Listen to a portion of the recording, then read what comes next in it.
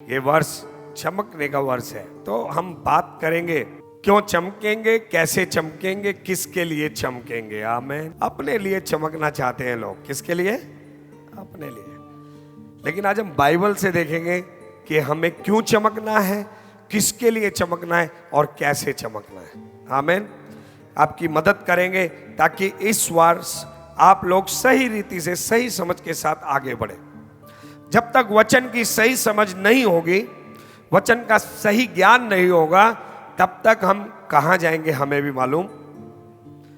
जिधर हमें डायरेक्शन दी जाएगी हम वहीं चलते रहेंगे। जो भी आकर कोई भी बोलेगा हमारा अपना कुछ है नहीं, हम समझते नहीं, हम जानते नहीं, हम वचन पढ़ते नहीं, इसलिए जो भी जो कहता है हम उसको सही मानते हैं और उनके पीछे चल देते हैं और उन मार्गों को अपना लेते हैं। तो क्या होता है, जलती हुई रोशनी भी फ्यूज हो जाती है।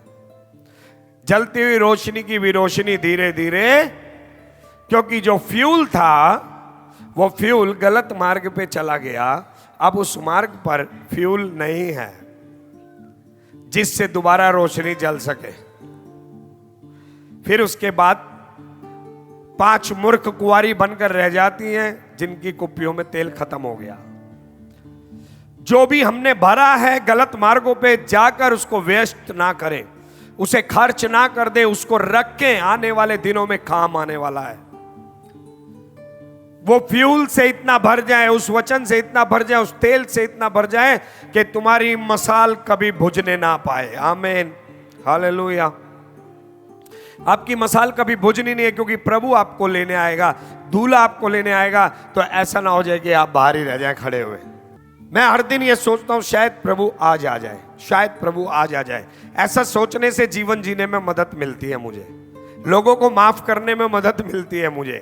कहीं ऐसा ना हो जाए जिस वक्त मैं किसी से चिढ़ रहा हूं उसी वक्त प्रभु, ऐसा ना हो मैं अपनी बीवी से झगड़ा कर रहा हूं उसी वक्त प्रभु आ जाए। तो इससे बेहतर है यार झगड़ा वगड़ा छोड़ दे, पता नहीं प्रभु कब आने वाला है। डरो, प्रभु से डरो, प्रभु से डरो। पड़ोसी को बोलो प्रभु से डरो। आमीन। तो आइए हम बात करेंगे रोशनी के बारे में। प्रेरितों के काम 13 अध्याय 47 वचन। क्योंकि प्रभु ने हमें यह आज्ञा दी है, मैंने तुझे अन्य जातियों के लिए ज्योति ठहराया है, ताकि तू पृथ्वी की छोर तक उद्धार का द्वार हो। आमीन।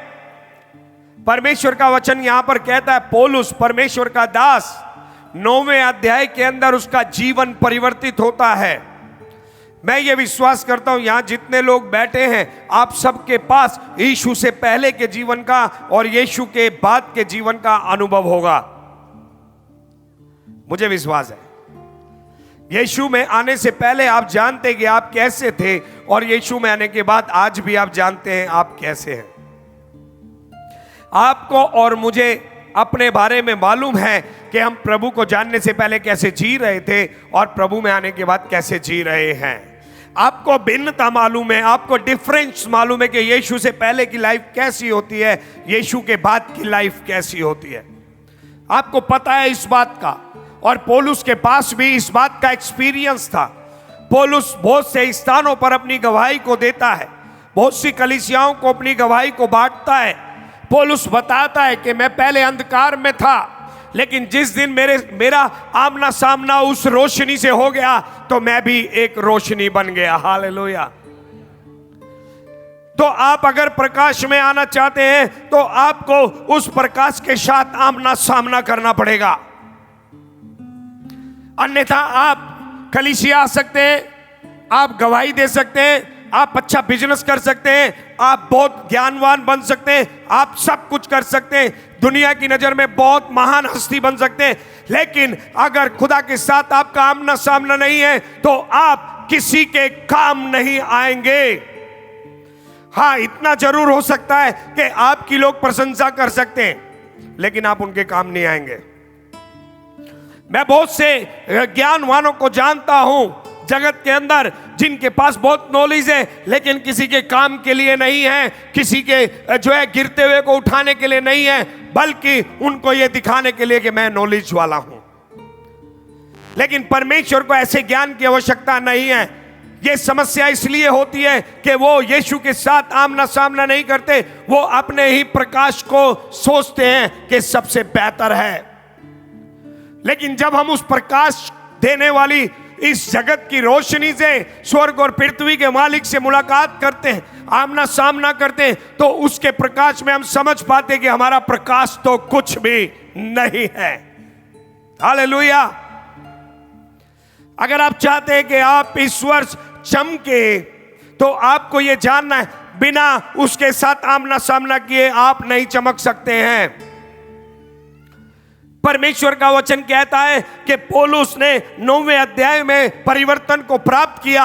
अंधेरे का अनुभव उसके पास था और उसके बाद एक रोशनी का अनुभव उसके पास है, और उसके बाद वो कहता है अब मैं भी एक रोशनी हूं, क्योंकि मैं रोशनी से मिल गया। उस रोशनी ने अंधेरा मेरा हटा दिया और मुझे भी अपने जैसा बना दिया। Hallelujah, hallelujah. परमेश्वर चाहते हैं कि आप रोशनी बने। आमीन। आपको मालूम है, परमेश्वर इज़राइल के लिए चाहता था कि इज़राइल सारी दुनिया के लिए, पूरी पृथ्वी के लिए, जैसे पूरे जगत के लिए यीशु मसीह उद्धार का कारण है, उसी प्रकार इज़राइल पूरे जगत के लिए प्रकाश का कारण बने। परमेश्वर ने इसीलिए अब्राहम को चुना था कि अब्राहम के जरिए से मैं सारे जगत के ऊपर अपना प्रकाश फैलाऊंगा। आमीन। मैं सारे जगत को इस बात को प्रकट करूंगा कि ये लोग मेरे लोग हैं। देखो, तुम्हारे चारों ओर अंधेरा है। लेकिन वो लोग अपने प्रकाश में बने नहीं रहे, और अपने प्रकाश में ना बनने का कारण यह था कि उन्होंने उस प्रकाश के साथ आमना सामना करना पसंद नहीं किया। आप कितनी महान हस्ती हैं, अगर हर सुबह आपका यीशु के साथ आमना सामना नहीं होता है तो आपका जीवन व्यर्थ है। आलसपन आपकी जिंदगी को खा डालेगा, आलसपन आपको बर्बाद कर डालेगा। अगर आप उस आलसपन के ऊपर हैवी नहीं हो। यीशु की इच्छा है कि आप और मैं चमके, लेकिन चमकने के लिए आपको यीशु के पास आना है। आमीन। आपको यीशु के साथ संगति करना है, आपको यीशु के साथ आमना सामना करना है, आपको यीशु के चेहरे को देखना है। आमीन, हालेलुया। बाइबल में बहुत सारी ऐसी गवाही हैं। पता है मसीह लोग सालों साल बाद भी रोते नजर क्यों आते हैं? क्योंकि उनका व्यक्तिगत जीवन मसीह के साथ अच्छा नहीं होता।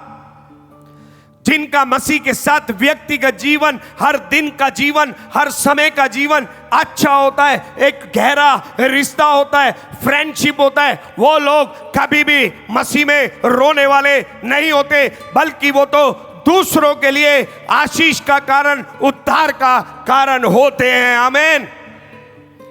जब आप यीशु के साथ आमने सामने आ जाते हैं तो उसका प्रकाश आपके ऊपर आ जाता है और आप संसार के ऊपर उसी का प्रकाश फैलाते हैं।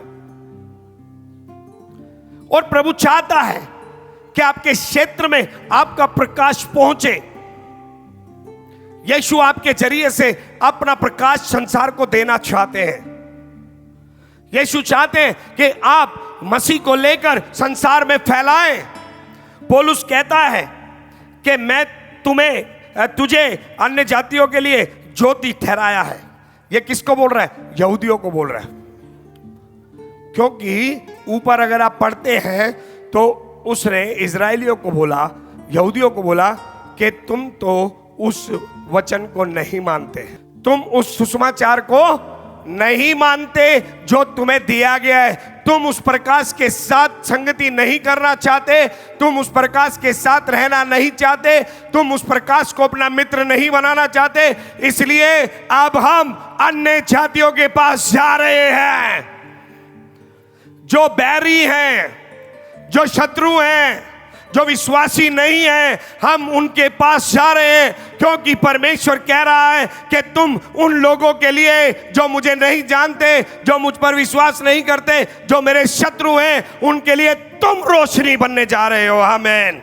जब परमेश्वर के अपने लोग रोशनी में नहीं जीते, जब परमेश्वर के अपने लोग ही गंदा जीवन जीते, परमेश्वर के अपने विश्वासियों के घर से झगड़े की आवाज आती है, पति पत्नी में नम्रता नहीं है, झुकते नहीं है, आदर सम्मान नहीं है, घर के अंदर अनुशासन नहीं है, तो परमेश्वर किसी दूसरे के लिए भी उनको इस्तेमाल नहीं करेंगे, कभी नहीं।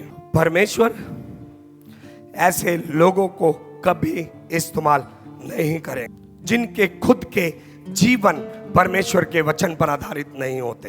ये कड़ा वचन है। आज लोगों को अच्छा सुनने की आदत हो गई है।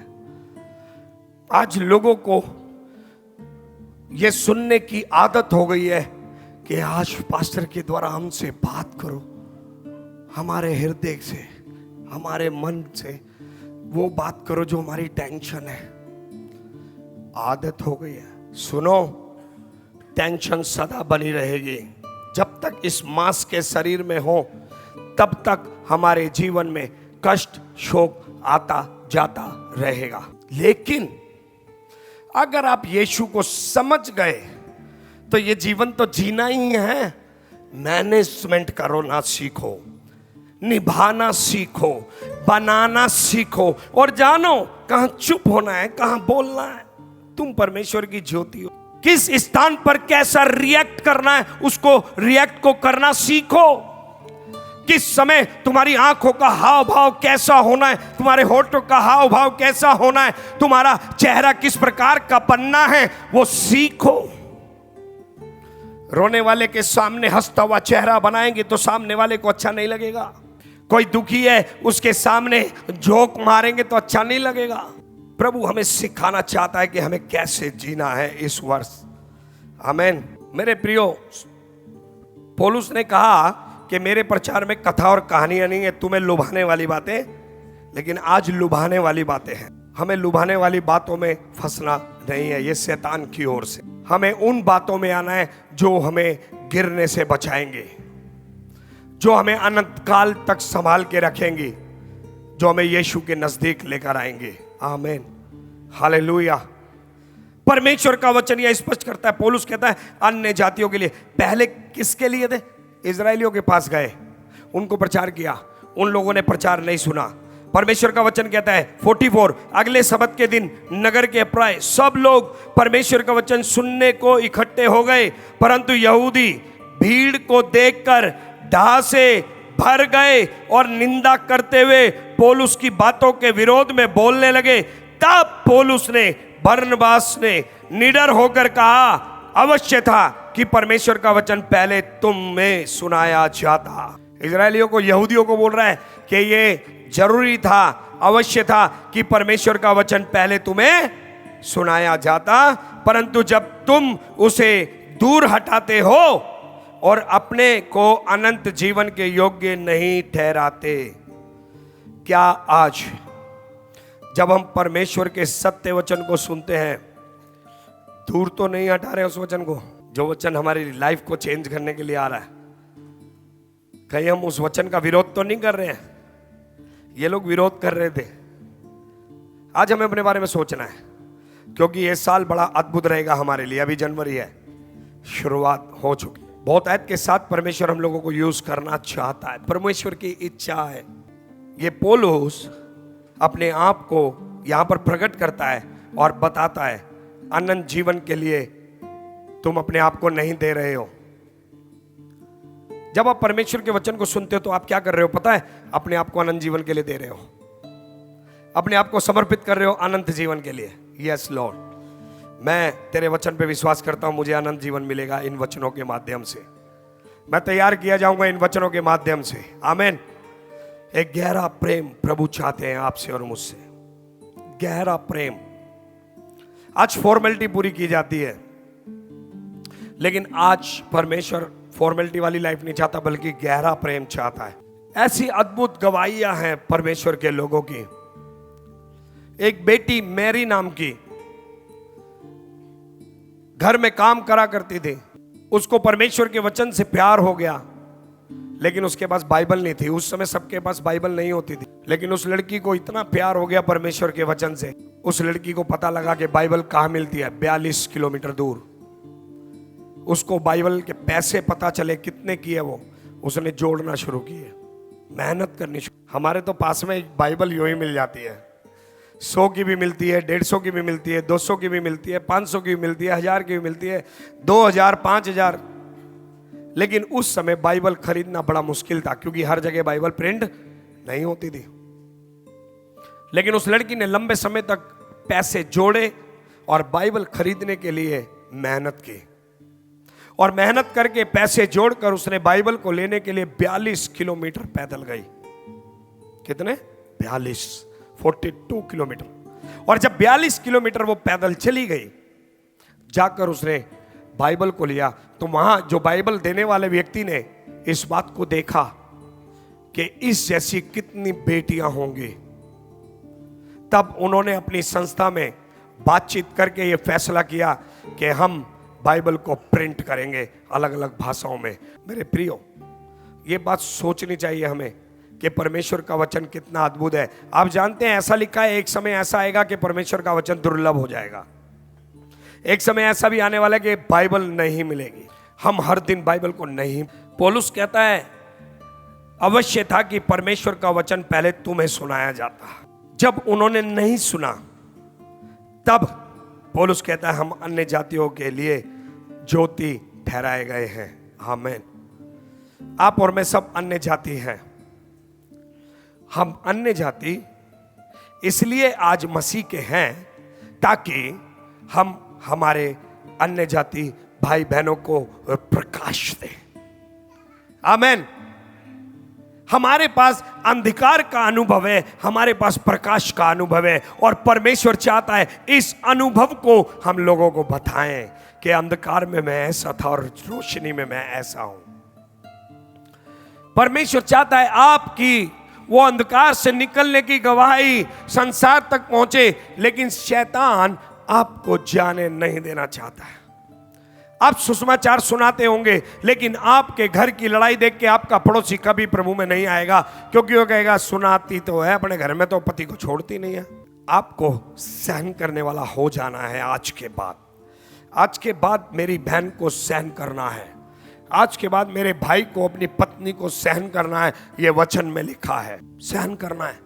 अपने बच्चों को सहन करना है, बच्चों को, माता पिता को सहन करना है। बाइबल कहती है प्रेम से एक दूसरे की सह लो। एक मन रहेंगे नहीं, लेकिन एक मन रहना पड़ेगा। पत्नी को पति के साथ एक मन आना चाहिए, आना चाहिए। पहले सब एक दूसरे की सुनते थे, लेकिन आज आधीनता खत्म हो गई है, दीनता खत्म हो गई है, नम्रता खत्म हो गई है, सहन शक्ति खत्म हो चुकी है। हारना जीवन नहीं है। अगर आप एक व्यक्ति से हार जाते हो तो क्या गारंटी है अगला व्यक्ति भी आपको बेहतर मिलने वाला है। अगर आप एक लड़की के बारे में बताता हूं, एक से डिवोर्स लिया, फिर उसके बाद दूसरे के पास गई, उससे भी डिवोर्स लिया, फिर तीसरे के पास गई, उससे भी डिवोर्स लिया, ऐसे 4-5 के साथ शादी हुई, सबसे डिवोर्स लिया। रियल बात बता रहा हूं आपको। तो क्या करेगी? सारे जगत के लड़कों से शादी करेगी क्या? क्या हल है? नम्रता, घुटने टेकना, फास्टिंग करना, प्रेयर करना। आपके पति का बदलाव है, आपकी पत्नी का बदलाव है। आमीन। मैं तो हार गई, मैं तो हार गया, ये कहना शैतान की आवाज है, क्योंकि वो हारा हुआ है और वो तुम्हें भी एक हारा हुआ व्यक्ति होकर दिखाना चाहता है कि तू हारा हुआ है। तू अपने रिश्ते में हार चुका है, तू अपने परिवार में हार चुका है, तू अपने कामों में हार चुका है। तो हार को घोषणा करो, और हम उसका साथ देते हैं और हार के घोषणा करते हैं कि अब ये कभी ठीक नहीं हो सकता। ये शैतान की आवाज है, परमेश्वर की आवाज ये नहीं है। परमेश्वर की आवाज है, क्या मेरे लिए कोई भी काम कठिन है? जब आप प्रकाश में आएंगे ना, तब आप ये बातें देख पाएंगे। इसलिए आओ परमेश्वर के साथ आमना सामना करें, यीशु मसीह के साथ आमना सामना करें। जब हम उसके साथ आमना सामना करेंगे, हम भी प्रकाशित हो जाएंगे। हालेलुया। हालेलुया।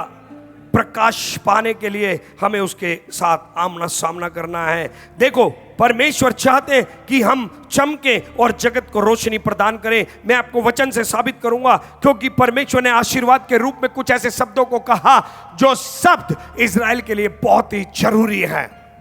गिनती की किताब 6 अध्याय 24 से लेकर 27 तक लिखा है, यहोवा तुझे आशीष दे और तेरी रक्षा करे, यहोवा तुझ पर अपने मुख का प्रकाश चमकाए और तुझ पर अनुग्रह करे, यहोवा अपना मुख तेरी ओर करे और तुझे शांति दे। इस रीति वे मेरे नाम को इजरायलियों पर रखे और मैं उन्हें आशीष दिया करूंगा। आमीन। इजरायलियों के लिए परमेश्वर ने आशीर्वाद ठहराया था। परमेश्वर ने कहा था, याजक, पास्टर, तुम कलीसिया को, इजराइल की चर्च को ऐसे खड़े होकर आशीर्वाद देना।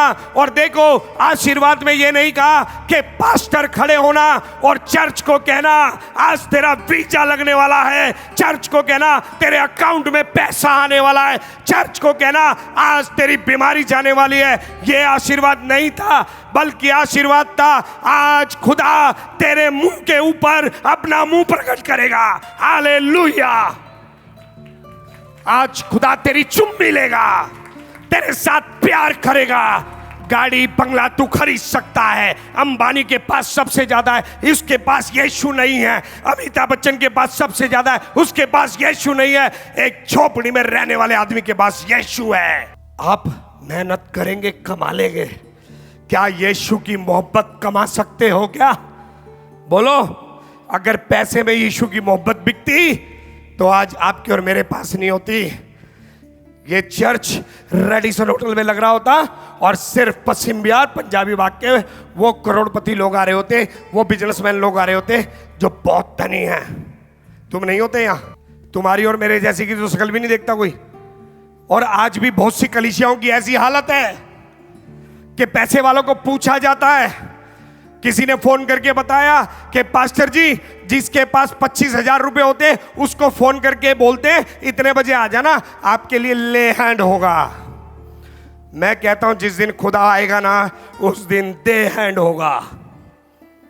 आज बेटा ले हैंड कर ले, कल खुदा दे हैंड करने वाला है। कलीसिया पैसे वालों की कलीसिया नहीं है, कलीसिया यीशु की कलीसिया है। आमीन। हालेलुया। जितना अधिकार धनवान को है, उतना अधिकार एक गरीब को भी है यीशु से मोहब्बत करने का। और धनी कभी यीशु का प्यार खरीद नहीं सकते। एक आया था बड़ा छोड़ा होके कि मुझे अनंत जीवन मिलेगा, मैं बहुत पैसे वाला हूं। आकर बोलता है अनंत जीवन चाहिए यीशु, क्या करूं? यीशु ने बोला आज्ञा मान। ये तो मानता हूं मैं, तुझ में एक बात की घटी है।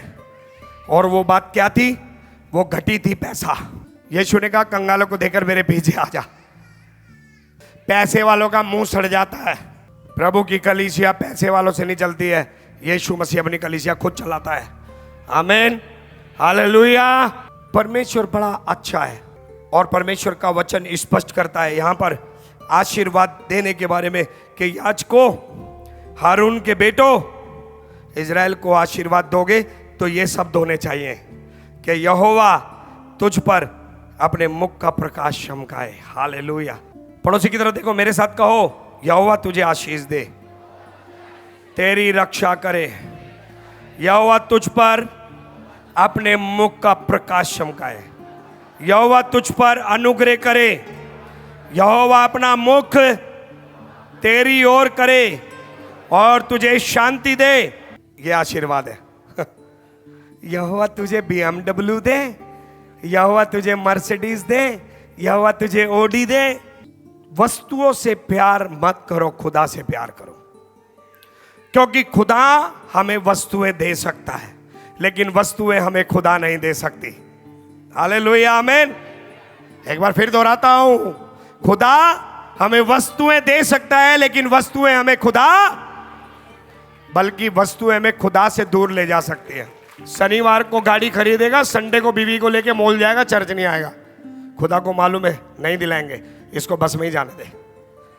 जब तक बस में ईमानदार है चर्च जाता है। खुदा को मालूम है शादी करने के बाद गायब हो जाएगा, इसको बीवी नहीं देनी।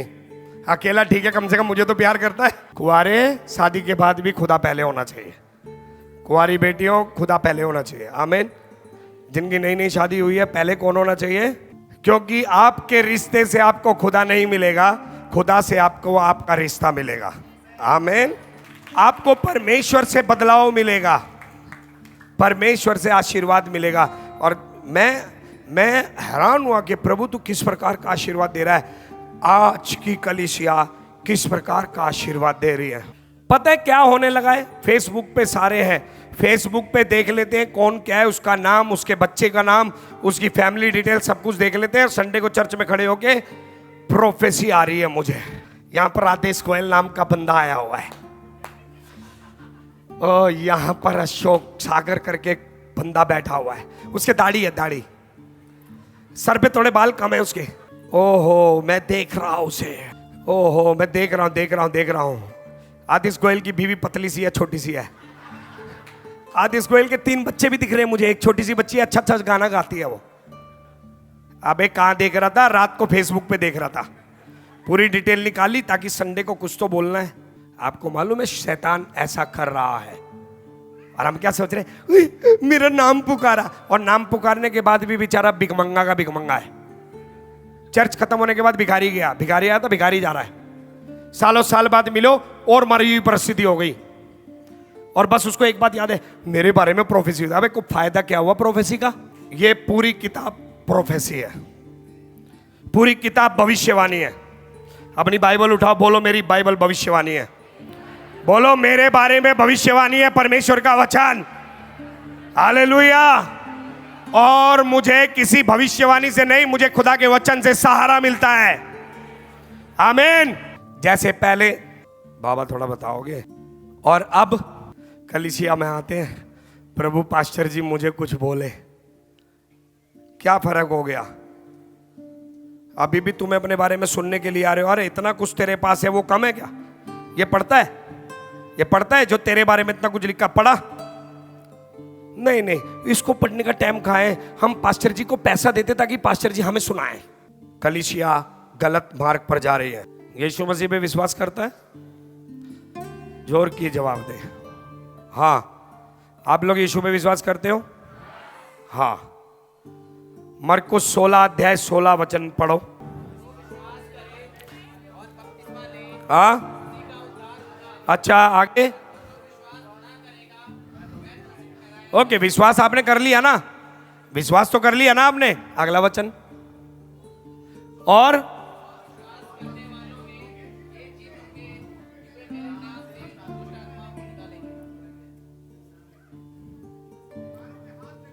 आगे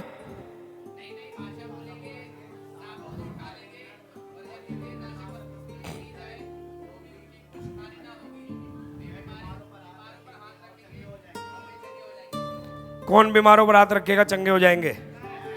कौन रखेगा बीमारों पर हाथ? पापा जी।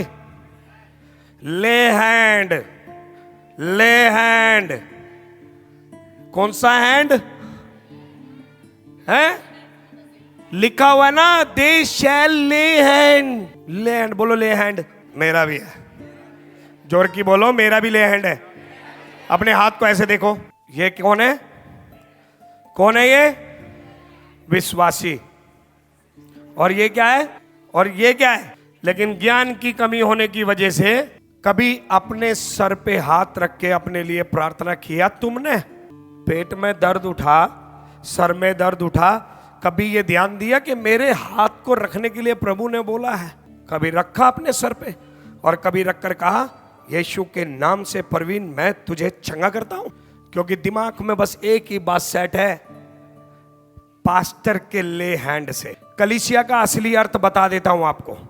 कलीसिया का असली अर्थ ये ले हैंड करने का नहीं है। कलीसिया का असली अर्थ है सुसमाचार प्रचार करना और सबको चेला बनाना, लीडर बनाना, पास्टर बनाना, और कलीसिया से कलीसियाओं को तैयार करना। ये कलीसिया का मकसद है। लेकिन सारी कलीसिया एक ही साथ आएगी, सबके पास ले हैंड है, सबके पास ले हैंड है। लेकिन सारे किसके पास आते हैं ले हैंड करवाने के लिए? यहां भी ले हैंड है, लेकिन यहां ले हैंड हो रहा है। तेरा 25,000 रुपया कलीसिया बनाने के लिए दे, तेरा 50,000 रुपया कलीसिया बनाने के लिए दे। कभी कोई पास्टर के पास लेके नहीं आएगा, पास्टर जी ये लीजिए, आप जहां जहां ट्रेनिंग करने जाते हैं मेरी तरफ से ये पैसा है, आप वहां वहां खर्च कीजिए। आपको कोई प्रभु का दास मिलता है जो गरीब हो, आप उसकी मदद कीजिए, मेरे पैसे से ये नहीं होगा। लेकिन ले हैंड के समय कुड़कुड़ा रहा होगा तब भी निकाल के देगा। और मेरी बीवी बोल रही थी जब खत्म हो जाता है ना तब हमारे जैसे लोगों के पास आते हैं। जब खत्म हो जाता है ना, कुछ नहीं निकलता, ले हैंड में सारा गया, तब हमारे पास आते हैं। तो अभी मैं प्रार्थना कर रहा हूं, प्रभु खत्म होने के बाद ना आए, हमें भी तो चाहिए, सेवा करनी है, पूरे इंडिया में चर्च बनाना है। बाइबल में कहां लिखा है ले हैंड करके पैसा कमाओ? इवन एक बात और आपको कहना चाहता हूं, बड़े ध्यान से सुनो। बाइबल में तेल के लिए एक जगह इस्तेमाल किया गया है, याकूब की किताब, और क्या बोला गया है? तेल लगा के रोगी के लिए कलीसिया के प्राचीन आके प्रार्थना करे, ठीक है, और वो रोगी बच जाएगा। एक जगह इस्तेमाल किया गया है, लेकिन उसी किताब में और भी बहुत सारी बातें, लेकिन वो किसी को याद नहीं है, खाली तेल याद है। आपको मालूम है शैतान आपको क्या याद करवाता है? एक चीज जहां पर आप फंस जाओ। पानी के बारे में बाइबल में ऐसा स्पष्ट कुछ लिखा नहीं है, और हम बाइबल में भी पढ़ते हैं, बहुत सी जगहों को हम देख रहे हैं, चेलों ने चंगाइयां करी, किसी ने तेल का इस्तेमाल, अभिषेक के लिए तेल का इस्तेमाल किया गया, राजा के लिए, याजक के लिए। लेकिन आज की डेट में चर्च में तेल की दुकान है, चर्च में पानी वाटर सप्लाई हो रहा है, 20 रुपए की बोतल, 200 रुपए की, बहुत मुस्कुरा के खरीदते हैं। कहां से ला पानी? हाँ 200 रुपए का है, तेरी बीवी तेरे कब्जे में आ जाए, पिला दी। जो संसार में होता है वो चर्च में भी आ गया। आप रोशनी है, आप अंधकार नहीं है। बोलो मैं अंधकार नहीं हूं, लेकिन ये सारी बातें अंधकार की है। पड़ोसी को बोलो अंधकार से बाहर आओ। तेल ले लो, पानी ले लो, तेल ले लो, पानी ले लो, तेल ले लो, पानी ले लो, तेल ले लो, पानी ले लो। क्या हो रहा है ये? बस मात्र 200 रुपए देने वाले, वो देखो उसका भी अनुभव है, देने वाले 500 भी देते हैं। देखो सही बंदे को बुलाया। मेरे प्रियो, ये कलीसिया नहीं है। मैं आपको कहना चाहता हूं ये कलीसिया नहीं है, ये धंधा है। लेकिन कलीसिया यीशु की कलीसिया है, यीशु की दुल्हन है, पवित्र है, प्रेमी है, वो वस्तुओं पे नहीं यीशु में विश्वास करती है। आमीन। 22-23 साल हो गया हमने होली वाटर ना पिया, हमने होली ब्लड पिया।